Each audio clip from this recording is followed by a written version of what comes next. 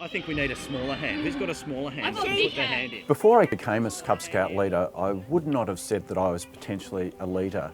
In becoming a Cub Scout leader, I've been able to develop a leadership style that I feel is suited for me. I'm in a management position at the moment at work because of the training that I've received at Scouts. Professionally, I'm in a leadership position, and there's a lot of transferable skills between the role that I play in Scouting and the role that I play at work.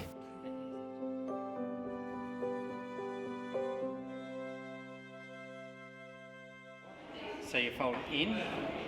The response that I get from people that I tell that I'm a Scout leader is always a positive one.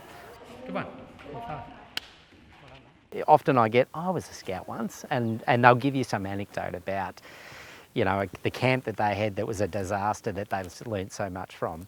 Or they'll tell you where they're from and they'll know somebody that you know, because it is such a big community. The best leaders are those that really have a great time when they're with kids, when they're with other leaders, when they're challenged to try something new. They don't mind having a go, making a fool of themselves, just having fun.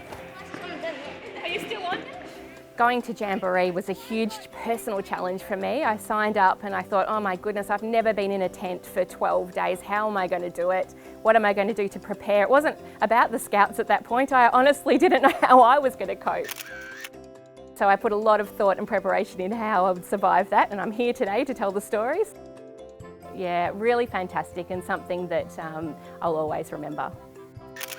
So some of the best memories are when leaders, we dress up on a pack night or a pack holiday with the Cubs and have as much fun as the kids, because we're being that little bit silly, we're having a great time, and we're kids ourselves. I'm a big kid, I love being out in the bush. I love hanging out with other people in the bush. I love the experience that the kids are getting and that we're sharing with the kids, and the development that they get out of that. And that's so rewarding. Scouting has changed a lot in the years since I was a venturer. Still remember the khaki uniforms and the very sort of set ways of doing things.